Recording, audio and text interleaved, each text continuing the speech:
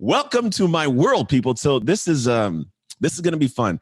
I probably have maybe one framework today, but I believe that something with relationship, because it's such an intimate tie to our humanity, that stories I can tell you will resonate better. And I hope that within the stories, you see yourself as one of the characters or the people or the individuals involved. And in that process, you can extract something and go, oh, okay, I get it. So I'm going to take you back in the time. So it's 2000. I was hanging with my buddy Vinny, because my buddy Vinny is a professional skater back, and I was in high school. It's, the cool kids hang out with the cool guys, and he's a professional skater. And then there was this one time I went to with my buddy Byron, who introduced me to Vinny. We went to this weird court to hang out. Now this is Antioch. This is back in my hometown. I'm like 16, 17, and I'm just going to tell you guys, I was not the most savory character. I wasn't even saved this time. Wasn't doing crazy stuff. But I remember, like, we pulled up into this weird court, and my buddy Byron had this jug. You guys ever seen a gallon jug of Carlo Rossi wine? He had this gallon jug. He used to walk around downtown Antioch with it. Oh my gosh. And he was like 16. I don't even know how he got it. And anyways, we end up in this court, and my buddy Byron introduces me to this girl. And it's the only girl that's there. Her name's Christina. She goes to the same high school. I don't really know her, but like I just meet her and talk, and no big deal. Well, the ensuing months, we end up hanging out a lot. We end up, we're in the same friend group. We get to know each other. At one point, my buddy Christian was like dating her, and then he wasn't dating her, and then like still in the same friend group. And then I don't know, fast forward, at some point we're hanging out at my buddy Vinny's house, we talked about, and I probably had a couple sips of that Carlo Rossi wine, we'll call it. And so I'm sitting there. I remember I was on the couch, and this girl comes up. We start talking and chatting. It's Christine. And next thing you know, like we kissed a little bit on the couch. We'll leave it at that. That's literally all it went. We just kissed on the couch. We're little kids. Don't do dumb stuff. And fast forward, like a year later, I don't know how it happens, but we're dating. Like we're dating. This is like my girlfriend. And I, growing up in foster care, have this weird tie to like the female in my life, so much so that at the end of the day, like the woman that's closest to me is really close to me. Like it's an attachment to my heart. I think there's just some space, and it holds itself because my biological mom, she just was distant. So I've always desired to have that kind of female presence in my life. And when it's there, like I'm locked in. And so like this girl at 18 years old, 2 years after that night on the couch, we'll call it, I was sitting there, and I was in a car with her. Now, this is the thing that I realized. In high school, I wasn't the most academically sound person. In fact, my family, we didn't really do academics. I was one of 6. We were really poor. My mom and dad, they didn't graduate from the high school, I don't believe. My siblings, of all of us, I'm one of 6.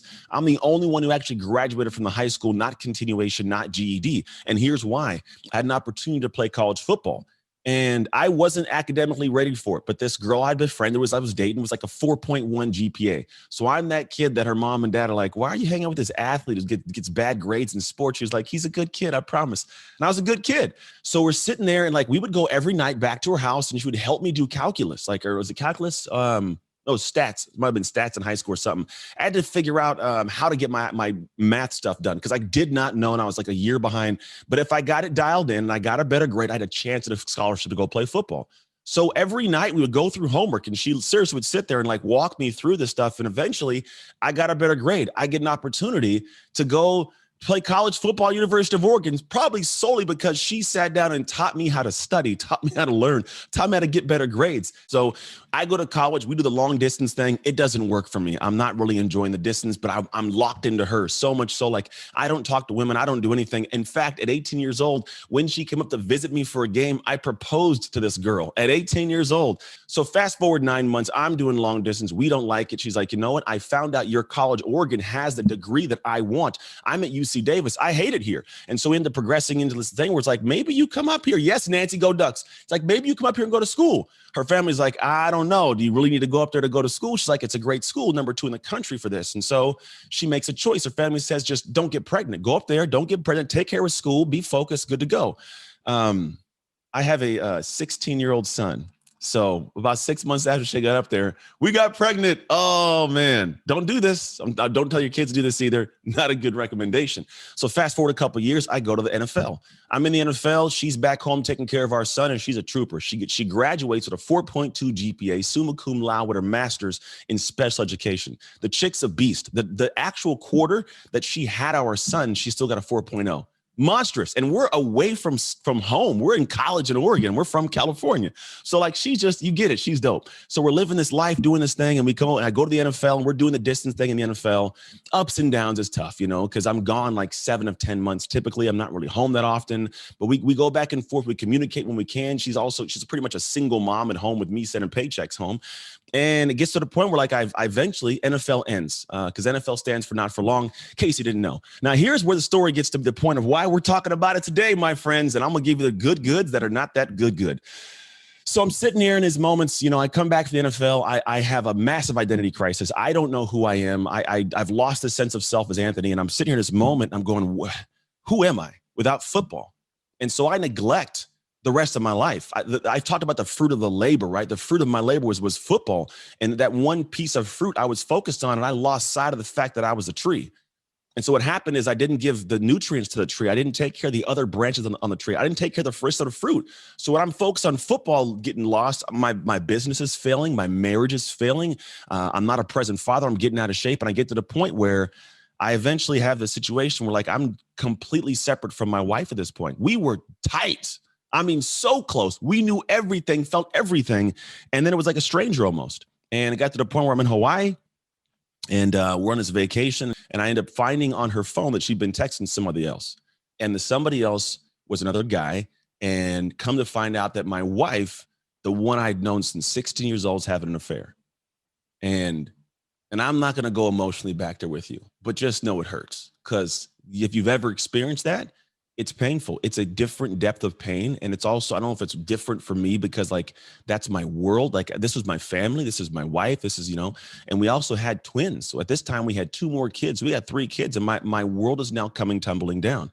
And I get to this point where we're to tell you the truth, man. Got to the point where I wasn't a present father. I wasn't playing football. My marriage was on the outs. My family was falling apart, and being a foster kid, not having a family, like when I had it, being ripped away was probably the depth of pain that I can't put into words. And I remember feeling like I don't want to be here. Like if this is going to be life after the game, it's what I got to experience. Like, I'm cool off this. I don't want this to be my work. I don't want to be here. And now, thankfully, I didn't do anything to take my life. But like that was a very clear and present thought for a moment. So for what I call the next like 6 years, I had what was called the fog. The fog is that time when you get up and you have no idea what to do that day. This fog lasted from 2012 until 2016. It was a tough one. Because we had the whole situation of like in 2010, the divorce was finalized in 2012. So I was like separate from like 2011, like 2016. And here's what took place in 2016. And I'm going to tell you this as the truth, the aspects of Anthony, you got to know him. Because if you're going to know me, you got to realize like I'm not proud of these moments, but these are moments that give you a sense of my humanity. So like when you are with somebody for so long, you want to be with somebody. And so I found myself for the first time in my life having multiple partners. Like I'd have women I would talk to, and I was always respectful and kind of like, hey, I'm not trying to be in a relationship. But to be honest, like I would give of myself and it would drain me and I had nothing and I felt empty and I felt shameful. Like there was a day where I woke up on January 1st, 2016, and I was laying next to a strange woman from Russia of all places who had come because I went out and gave a speech there. And I went into the bathroom and I looked myself in the mirror and I had this wave of like hate, shame for the man looking back at me. Like, I don't know if you've ever been here, but the relationship we have like with ourselves is one that's difficult and it's hard if you don't like being alone with yourself. I had this reality that I am the common denominator in all of my problems. And in fact, the common denominator in all my relationships. Now, the relationships that I'm going to talk about, there's going to be different ones. There's one with, I'm telling you, my intimate relationship with my wife. There's the relationship with as a parent. I wasn't a present parent. I would find ways to miss, baseball and soccer and football games because, well, I'm busy or I'm traveling somewhere. I got this going on, or I book clients. I would book clients because, to be honest, I didn't want to have to go to the game and feel the shame of me knowing I hadn't gone to the previous game, or have to possibly find her with the next boyfriend that she's with and have to see some man holding my daughter's hand walking down the game, like these little things that happen. And so I would find myself not being a present father. My relationship with my clients was interesting because my focus wasn't on how to be a great trainer. It was like, how do I just, find the next girl to hang out with? You know what I mean? Like that's the energy is in different places. And so because I wasn't centered with the relationship of Anthony, none of the relationships navigated themselves well. They all came tumbling down, we'll call it. And I woke up in this January time frame, and I finally had this realization of, dude, you got to do something to figure yourself out. And I did. I did something that I think everybody at some point in time, if you've been in those funky places, you need to do. And it led to me having some positive pieces. But here's the first thing I did. I asked myself all the questions I did not want answers to. For example, Anthony, why aren't you a good father? Anthony, what was your role in that marriage falling apart? Anthony, how come you're not showing up in the business? All these things. Anthony, why are you out of shape, man? Why? I used to have a gym, and I would cover my belly with the sweatshirts with the logo of the gym, so I would have to show it. It was baggy clothes. I could hide the belly. I worked and trained in a gym all day, yet I did not look like it. You know what I mean? And it was this thing where I had this interesting internal conversation always running, and I never wanted to deal with the conversation. So I did is I went internal. I finally asked these questions, and it provided answers I did not want to hear, to be quite honest. Here's what I know a lot of people struggle with. I owned a gym for a long time, trained a lot of individuals, moms, dads, athletes. One of the biggest things people want to figure out how to do is, how do I get in better shape? How do I lose fat? How do I gain muscle? How do I? And today I'm going to give you guys some insights on how to do that from a physiological standpoint. So logic comes in. It's not this, well, my mom's sister's cousin took this pill that she found on the street one day. Like, we're not going to go off in some tangent, okay? And I'm not going to talk about nutrition, because that's something you should consult your doctor about, or find somebody who can help you there. Here's what I will say about nutrition. Stop eating trash. There you go. Hey, we got a solution, right? If you go into the grocery store, don't go searching in the areas that are the middle of aisles or the middle of the grocery store. Go to the outsides, the upper and the lower. Why? Because the companies that want you to eat the garbage food, they pay a lot of money to be in that middle aisle. So when you go into the store, if you're like, Anthony, I don't know what to eat the things you're not currently eating if you're unhealthy. Ready? We solved that one? Good. Look at it. Moving on. So here's what we're going to talk about. There is this concept around like fat loss that most people don't grasp. And if you actually, what I'm going to teach you, if you understand this, you're going to understand why and see why certain programs and training methodologies have worked for people to get strong, to get to lose weight, all that stuff. So if you've had like these troublesome abilities to lose weight and all that kind of fun stuff, you will understand how the body works right now. So first things first, you have to find something you like to do. I'm going to preface this. When it comes to exercise, the biggest, I think, issue that people run into is they go and find, well, Susan across the street and Nick down the street, well, they got treadmills and he has a kettlebell. I'm going to go buy a kettlebell. I'm going to go buy a treadmill. You know what it becomes? The treadmill becomes a very expensive clothes hanger in your garage. And I guarantee somebody right now has one of these things sitting there. Why? Because you don't like running. So don't go run. And you could go run outside, by the way. So find something you love to do. This comes with trial and error, right? Find an actual exercise you enjoy doing, so it's not a chore. It will be hard, but it doesn't need to be a chore. Now, as we progress, I'm going to talk to you about what's called the 3 areas, or the trifecta of fat loss.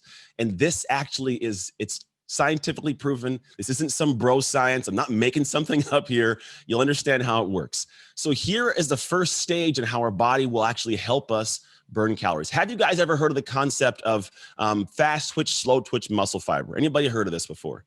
Beautiful. There's actually multiple different fiber types. I want to say around 5 or 6, but we just simplify and go fast twitch, slow twitch. The difference is fast twitch muscle fiber, it's going to draw a lot of energy. I can use it for a short amount of time, but I'm a fatigue quick. This is going to be like sprinting, lifting heavy weights, that kind of stuff. Slow twitch says, look, I don't have a lot of power, and I don't take a lot of drain, like I don't pull a lot of calories, but I can go for a long time. This is jogging. This is going for walks. This is movement over any kind of distance that's not at max effort, around like 30 seconds plus. Now, we're not going into energy systems today. Whole different conversation. Just keep in mind fast twitch, slow twitch. So what the science shows is that I can go in and say I did a slow twitch muscle fiber workout that took me an hour to get done, and I burned maybe 500 calories. What happens for us is 2 things here. One is I'm burning calories and it feels great. But then when I'm off the treadmill or I'm off walking, my body stops burning calories. It's a problem. It's good, but like I'm only sore for a little bit. I got a sweat on and I'm good, and I stop burning calories, which is, it's not beneficial. There's ways you can fix this, right? But the idea is like, I did a whole workout. I want to have some added benefits. This is why what's called fast twitch muscle workouts come into play. And there's multiple kinds of ways to do it. This is anything that's full exertion for you. This could be a sprint. It's lifting weights. This is why CrossFitters do this stuff, high intensity. And here's why. In an hour's workout, if I did it in a slow twitch and I burned 500 calories, follow me with the math, people, I could actually work out 30 minutes, half the time, and burn those 500 calories with fast twitch. So what I'm saying is you can burn the same amount of calories in less time, sometimes more, in fact, in less time. This is why people who are seem to be in crazy good shape, where are they always at? They're in the weight room. Do you know why gyms have cardio theaters with TV screens and cool little stuff? Because they know that if they get you to come hang out there, you're not going to get in shape. So guess where you have to keep going? To the gym. Consistently for years. It's a business. They want to make money. They make beautiful cardio theaters. They tuck the gym rats in the corner, but those people look like they're in the best shape because the workouts that they're doing. Now, you do not have to go do their workouts. Everything has a progression. Again, choose something that resonates with what you like to do. Hire somebody who knows more about it than you know about it, but find someone and find workouts that will allow you to burn more calories in less time. And then here's why the benefit is. When you get done doing a fast twitch exertion kind of workout, you in fact burn calories up to 42 hours past your workout. This is the second stage of the trifecta. Who's ever lifted weights or done some runs and got sore for like 5 days and couldn't walk? Yeah. I got the hands up, right? That's because your body's still recovering. So what happens is my body is still moving. It's still recovering. I'm sleeping. It's still burning calories. So a treadmill, getting off a treadmill, I got a good sweat. I got hot, good for cardio, helps the heart. But it's not going to help me burn fat, not going to help me tone muscle, right? So the idea is like, if you really want to burn some fat, tone, build some muscle, the idea isn't to do a treadmill. It's to do something that's a little bit heavier weights than you're used to doing at your own relative level. And then the in-between portion, when the body is recovering, you're still burning calories. Now, here's the third piece that few people think about. And here's why individuals who start out with workout routines, they get to that point of like, I've been working out for a month and I got no results. Back to their burritos. Like we just like, it didn't work. I'm just going to go and, back and eat some, because we're like, it's not working. And here's why.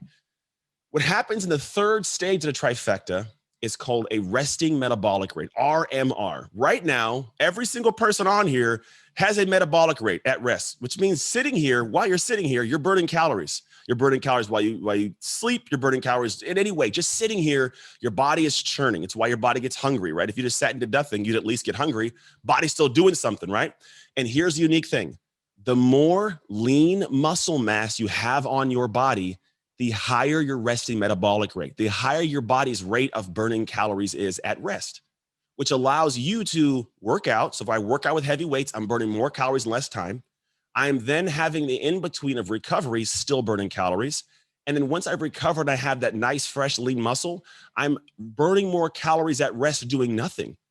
So when I talk about the ramp up that first month, your body hasn't got all 3 tiers ticked in yet. Most people just stop too early. They say, this isn't working. I've done it for 30 days. It's not going on, right? And what happens is because you didn't let the body get past the sore point, get to the point of having lean muscle. So here's what happens. When I got more lean muscle, what can I do? Well, I'm a little bit stronger. I got less body weight. I can do a harder, heavier workout. Maybe I can do some pull-ups now. I can do heavier weights. So I degrade the muscle even more and I have to recover even more. And then I got more muscle and I'm stronger. So then I can actually lift heavier weights and I can do harder workout. See how it works?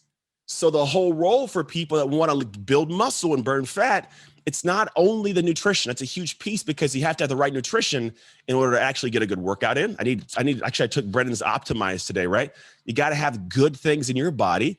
On top of that, you've got to have the ability for yourself to recover in between with the right nutrients. And you have to have the right stuff in your body to actually maintain that lean muscle mass. So the whole trifecta works in this way. And so what you have to do is give your body time to catch up. And then all of a sudden, it'll start shedding fat and building muscle like crazy because it gets past those intro ramp up points. So for example, if anybody has been on my Instagram anytime in the last, I don't know, like 5 months or something, when I started the beginning of this year, I was a lot bit bigger than I should have been. I didn't have any Brendon, I couldn't go on Brendon's stage, so I didn't have any reason to get in shape. So I was at home just eating up that healthy food. It was so good. Holidays, I didn't have to see anybody. Oh, you guys, you know exactly what I'm talking about. And so I just ate a bunch of food. And let's give you a little bit of a reference. When I was playing in the NFL, I weighed at most 240 pounds and I had 12% body fat. When I weighed in on December 31st of 2020, I weighed 250 pounds and I was about 27% body fat, 25, 27. Yeah. Yes. I'm not there now. I lost it. All right. So I, at the beginning of the year, I was like, I got to do something about this. So I started this program and I wanted to lose a bunch of weight. I was like, I got to get the weight back down, but the muscle back up. I know that guy's in there, just like you. The body is in there for yourself. And I knew this in my head, how this worked. So the first few weeks, I'm building.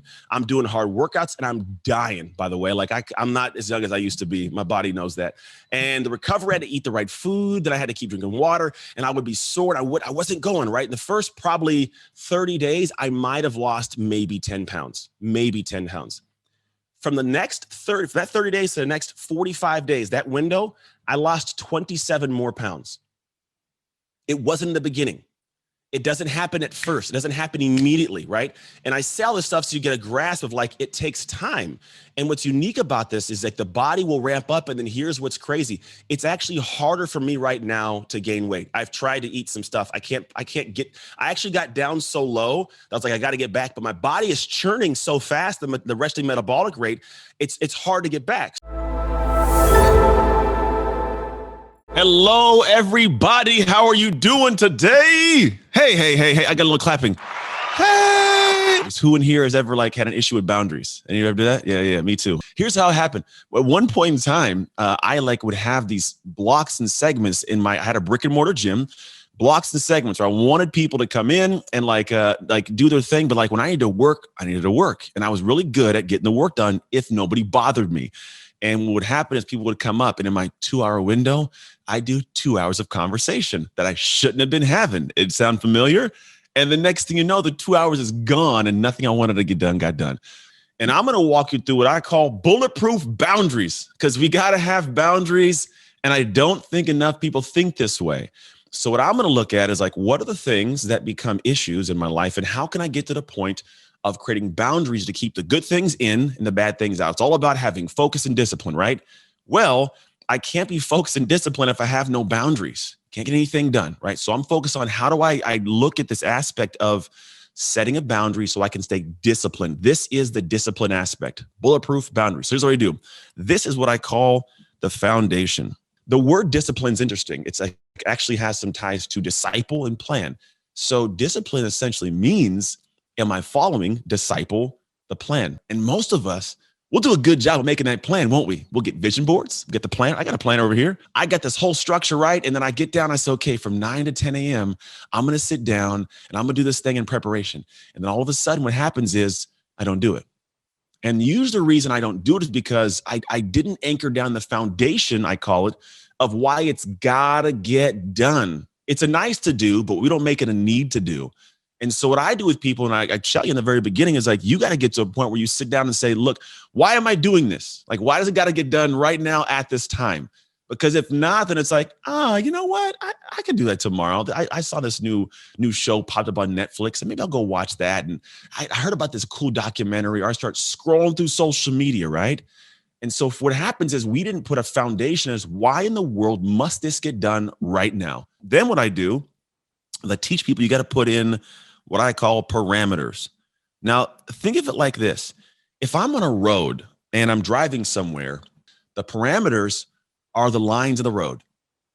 Now, a lot of people don't set the lines of the road. What can I go into and go out of? Now, if you think about it, it's not fun to work towards a goal and be so militant and rigid that you hate the process of actually going down the path towards the goal. You know what I mean? Like it's like I want to achieve it, but I don't want to achieve it and like have to like not enjoy my life. Like I want to smell the roses. I want to go have a beer, hang out with the girls, take a trip, catch a movie if I want to. It's just I want to be able to enjoy it. So what I tell people is you actually have to set parameters that feel good to you. Not what somebody says, not what you read on the internet, not what your idol and hero person said. What feel like good parameters to you, right? So just so you know, my parameters for life are after about the time of 3:34. Like, don't message me because I'm probably not going to message you back. I'm a family guy. I am in what I call season of dad right now. So I got a 16-year-old, I got 11-year-old twins, and I got a wife, and we have a family, and I love my family, and that's the core of my humanity. And so whenever I look at my parameters, like I know what I'm doing and why. So, but at the same time, like I may not work at the level of somebody who's like, you know what, I get up at 6 and I'm working until like, 10, and then I'm going straight till 8 p.m. That's great. It's just not going to work for me. And I'm not going to feel bad, which you shouldn't feel bad simply because you're not doing what somebody else is doing. So you have to actually set your own parameters of what the parameters are that you will stay in, the lanes. I don't go here. I don't go here. I stay straight in this lane. Then we have number 3 is what I call awareness. Now, this is big. Awareness is essentially, as you're going through your life, are you presently aware in the moments of when situations are coming up? So you ever heard of the thing that hindsight's 2020, right? Like, oh man, I wish I would have thought about this back then, right? People don't presently become aware. So the parameters they set, they don't actually look at them. They're just, it's like driving down that road. I have my parameters. And what happens is I'm looking at my radio or I'm texting. And what happens? We do this, we crash. So what I tell people is in the moments of when you're living your life and doing your stuff, the awareness piece is essentially you want to go back and have times or moments where you actually check. This is time audits throughout the day.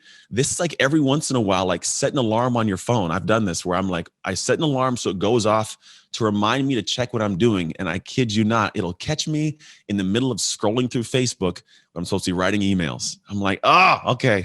So I go and I got a little egg timer. I'm dead serious. I might have showed this in the past. I have like an egg timer that I use specifically for this. It just goes on my desk and I spin it and I put it down and I go, here, all right, this is my thing and my awareness. So what I'm doing is you should be trying to be presently aware of, are you within your parameters? Because when it comes to being disciplined, if you can't stay in that lane, which thing about discipline is staying consistent to the plan over time. If you aren't able to be presently aware, you don't get that thing done. And then you feel crappy because I didn't get that thing done. And then the progress isn't made. And I got to make excuses to other people or to myself. I fall out of integrity internally. I start thinking, man, I don't know if it's for me. I can't even get my stuff done. Right? It's a downward spiral. And all you have to do is not scroll on social media or not go out and hang out, like whatever it might be. Awareness is a big piece. So you have to be aware of what are the things going on. Then comes to a big one. And this is the one that I think we got to spend some time on right now. It's called triggers. Now, in life, there are certain things that are triggers that trigger the awareness. So it's not just a matter of hoping and setting an alarm for it all the time. You can actually have triggers in life that tell you like, hey, what's really going on? Like I got, some idea of like realistically, here's what's going on. And so what you should do in this moment, if you get time or like at some point after this, I want you to sit down and think about in my own life, what are the typical triggers that I experience that throw me off? So we have triggers, things that follow in. So for your own life, as people keep doing this, what you think about is, does your wife come in and bother you? Do your kids come in? Does your phone keep ringing, right? And what you do is you plan in moments where you have to be focused, how to adapt and honestly adjust to the triggers that are constantly popping up in your life. And it's going to be unique to you, obviously completely unique, right? And so when I have this unique piece, I can actually weave in like, how am I going to do what I got to do in this moment to address the trigger? And the trigger is the thing we're going to talk about. It goes to the last piece, which is called willpower. Now, the willpower is a piece that I think a lot of people really fail in. And this is the one thing that you get this right, it's a game changer. So let's be honest. If you think about it, there's times you meet people or people in your life and, they say, hey, you want to go hang out somewhere. Or your husband's like, hey, do you want to go watch a movie? Somebody says, hey, do you want to go do this thing? And because it's a good lead into training people, because in the past, you've always been like, yeah, no, count me in. I'll go do that thing, right? What they do is they ask you and then you say, no, I can't. So what do they say? Oh, come on, right? And you go, no, I really can't. Nah, come on. Okay. And then you often go do it. You have now trained them that all they got to do is ask you about 2 times. And sure enough, you're off, right? So what I found is like, all right, well, how can I manage this and how can I do what's necessary? I must have in the moment willpower. Because what happens is if all of a sudden they ask me one time and I do it, they're going to ask me one time and I'm going to do it. If the next time they ask me and I do it twice, and all of a sudden I'm like, okay, cool, they're going to do it. They're going to do the same thing twice. But listen, if I say no and they ask, you sure you want to go? I say no. Come on, you want to go? I say no. Come on, no. All right, he doesn't want to go. They leave me alone. Took them 4 times. My willpower held up. Then for my willpower, I was able to press off and stay disciplined on what I had to get done, right? Then what happens is they come up again. Hey, you want to watch this TV show? No, I can't do it. You want to watch a TV show? No. Okay, whatever. Twice. Ooh, twice, right? Then what happens in the future, if they come ask, hey, do you want to go down and catch the show? I don't want to do it. Okay, off and going. It's easy. But the thing is, a lot of people, they break it far too fast because they don't have a foundation. There's no parameter of what they can and can't do. They're not able to be presently aware of what should take place. They don't have any triggers in place that they've planned for. Because, for example, if you have children, my trigger in my life is like, if they ask a question, I legitimately, the first thing I say is no. Like, hey, Dad, can I? No. Okay, what do you want? So I've already been in the realm of no. If I want to say yes, I can change it. I quite literally am like, nope. That's my trigger for their asking of questions. Now, obviously, I will say yes. I'm like, what do you want? They just know, but like I'm already in a space of no. So if it's a no, I'm like, I already said no. And they're like, all right. They move on. They get it, right? But I have a trigger. I have a response, and I know it in advance before I get to it. So for you, your trigger may not be people. It might be the notification on your computer when it pops up. It could be an email that comes in. What is my triggered response to stay disciplined in this bucket of time I have to get something done? And then do I have the willpower to hold the way I got to hold? I'm telling you, the difference between those who are good and great is not the information. It's who's able to do what they have to do with that information. The situation of confidence is an up and down. It's a bubble. It's an up and down bubble. Sometimes it bursts. Sometimes it's big. Sometimes it's small. But the truth of the matter is it's a matter of how you choose to see it in the moments. And if you are more cognitively aware of how your brain processes, I promise you can get better control of it. And you can understand how to control it in a way that allows you to actually utilize it. This is what's called the self-mastery sequence. And this is a sequence of how our brain, like, honestly processes all throughout the day. What I want to do is teach you how, if you see the flow of this, you can actually control it in a way that allows you to have a better base and gauge on moments that are difficult and how you can do the hard things when you need to then spin things up the right way. So at the very top of this is going to be what I call identity anchors. So what this is, I'm a guy that operates in identity. I want to get to the point where the things that are difficult, I do like their second nature. I call it rhythm. Like, it's more of like, think about the daily operational rhythm. And I don't mean your routines. I mean the rhythm of how you flow. Now, we have a certain level of confidence, but there are certain moments that press and test this confidence. So it becomes difficult for us to press to the next tier, right? So at the very top, what ends up happening is you currently have an identity. If I asked you, hey, who are you? You tell me something.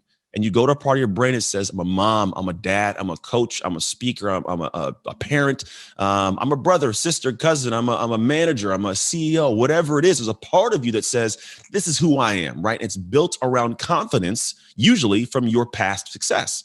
Now, there's also things you don't have confidence in. Part of those anchors may be like, hey, I'm not the greatest reader. I'm not the greatest writer. I'm not the greatest X, Y, or Z. And you've also created an identity around that. You've actually spoken things into existence in ways that probably shouldn't be, because the reality is when you speak something into existence, you will live in a way to make that right? So your identity is what you have in place. Now, this leads to the next piece, which goes to the right. And this is what we call our beliefs. Now, based on your identity, you have certain beliefs that are in line with this, and you operate from them daily without even realizing it. These beliefs were put in place a long time ago. There's a lot of different studies on this, but Erik Erikson has a study in a kind of a structure of the psychosocial aspects. And what he looks at is there's an area between like the age of like 18 to 21 where we have this issue between our role and our identity. It's actually called identity versus role confusion. And what ends up happening is you know who you are, but now your role in society becomes a little bit, kind of distant because you're entering it now as an adult, right? I'm a kid, hang my parents, and all of a sudden I know who I am. Then I'm thrust into this world where like I now have to operate as an autonomous human by myself, and I don't know who I am or where I fit and how this works. And what's crazy is we've already entered that world with certain beliefs based on who we are.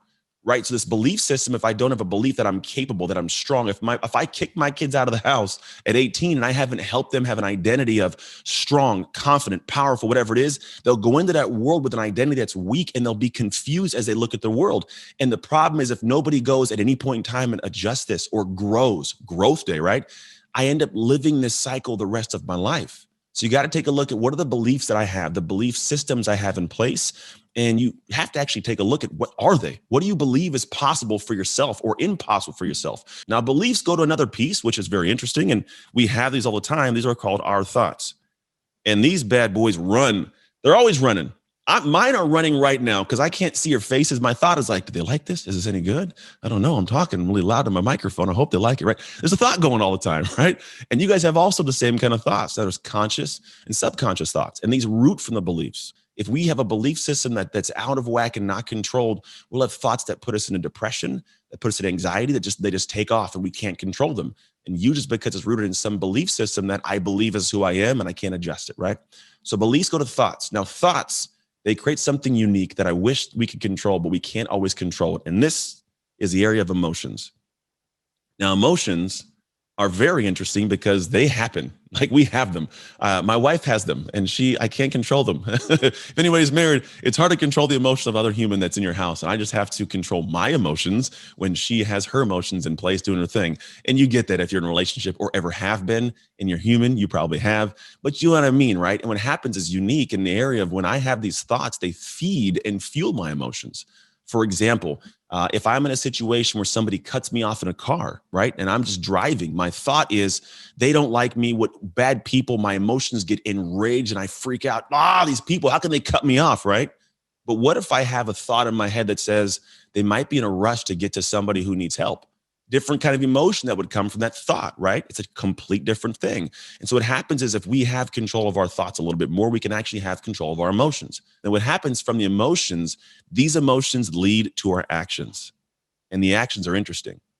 So what happens here is I have found that whenever we have these moments in our life, typically our emotions fuel the actions, and actions are driven by the emotional aspect of how we feel in the moment. If I feel amazing, I'll take a bold, powerful, amazing action.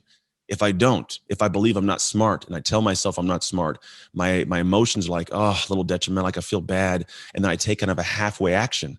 This happens for us in life consistently. The emotions fuel the actions, and we all live in actions. Like no matter what it is, you had taken the action to be here right now, to hang out with me and Brendan and the rest of the crew.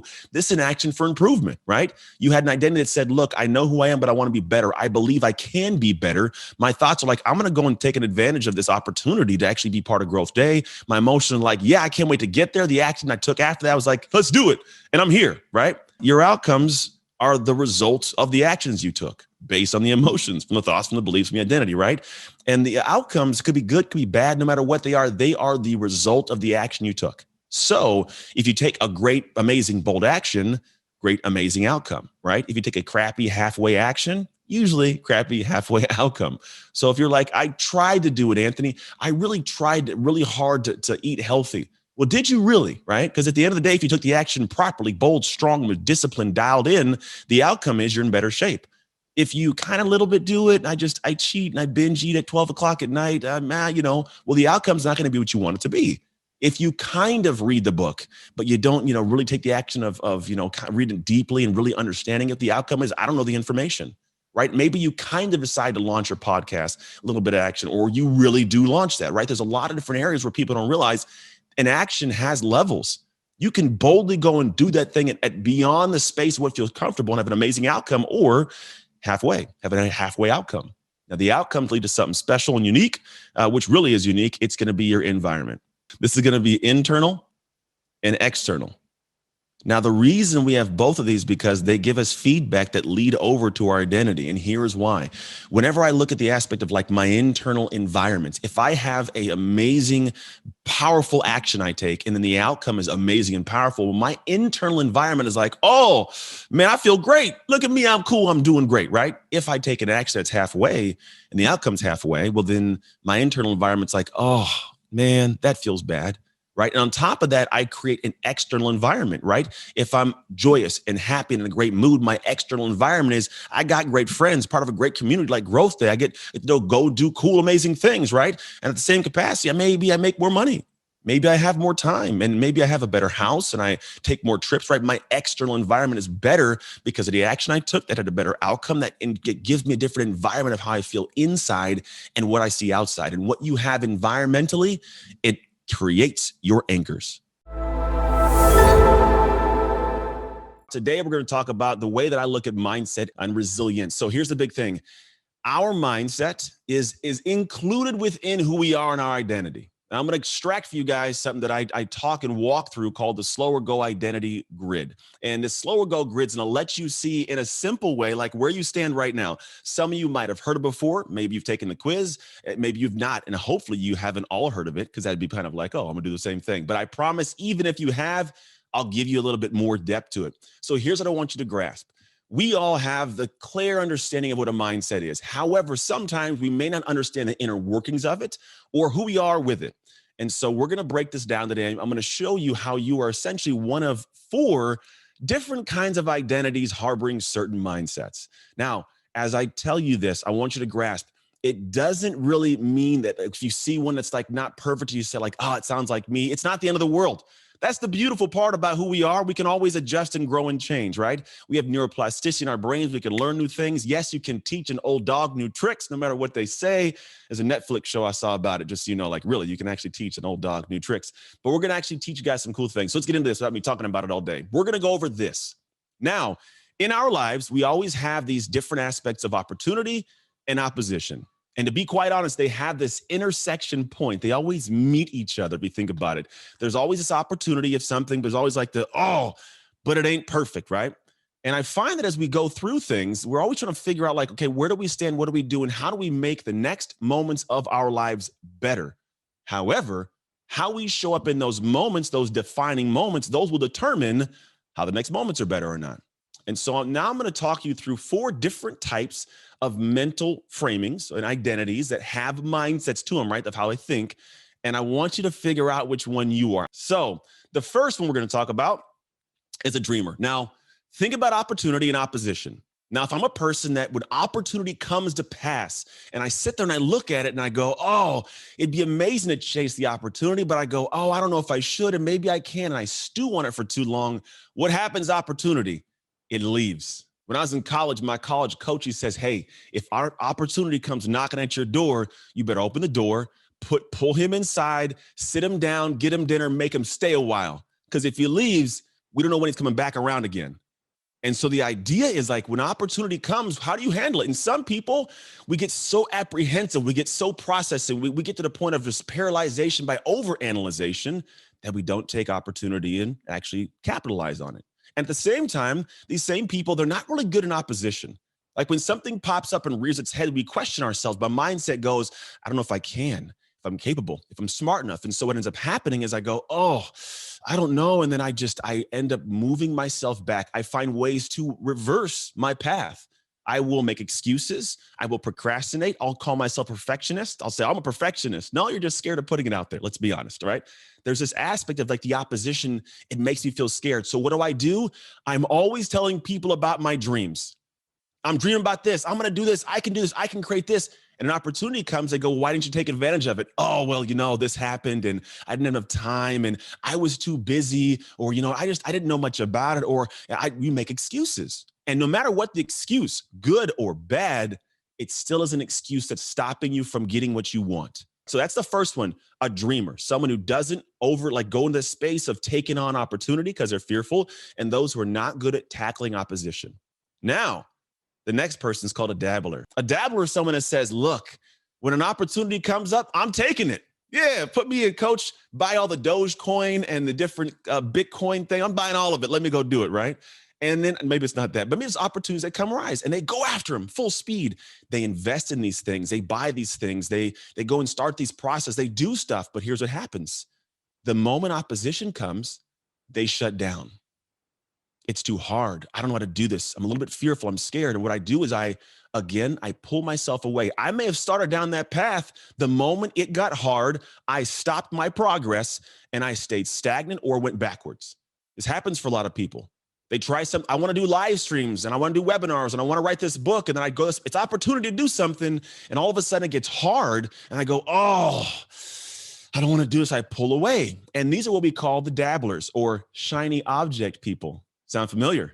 A little bit, maybe. You might even be able to say, that sounds like me. I try things a lot. I'm excited about new things. And people are like, they're around my life. They'll maybe consistently see I'm always excited about something new. Every week it's something new with you, Karen and Susan and Nick and Sean and Sherry. It's always something new with you. Yeah, it is something new because you're a dabbler. Now, again, not the end of the world, but at least maybe you know who you are. And we'll talk about how to be able to make these shifts quickly, the mindset and the identity. The next one, the defender. Now, they in the past have taken some opportunities, because we don't take no opportunities, right? We have taken some opportunities. And then what happens is I step forward and I go, look, I'm gonna have some success. I've had some success, and I'm really good at tackling opposition. If it rears its head, I'm shutting it down. I'm gonna knock it out. I got this covered. However, if a new opportunity comes to pass, I'm very, very apprehensive because it could take away from my current success. This is the undefeated boxer, the person who's always had a great business, never lost a client. These people, they will not take opportunity, because what if it sullies up what I've got? And so what they do is they live a stagnant, boxed in life. BRENDON would call it partly the caged life, right? Because now what happens is I've had this success and I don't want any of this to go away. So I don't want anything to come in and possibly mess this up or make me look bad. So I don't want to be embarrassed. So I don't take advantage of new opportunities. But if you, lo and behold, if you ever decide to take away what I already got, I'm fighting you for it. Don't you dare say I'm not this or not this or not this. I'll fight to hold my space, but I won't fight for more, right? There's a difference, there's a separation. And so that's a defender. They hold their ground, they stay their pace, and they watch life, unfortunately, pass them by. And it sucks. I know people like this. They're like, no, I got this. I don't want to do anything. I'm like, oh, but you could have done this, and I'm happy. Yeah, but there's always a level of happy above the level you're at now if you choose to seek opportunities.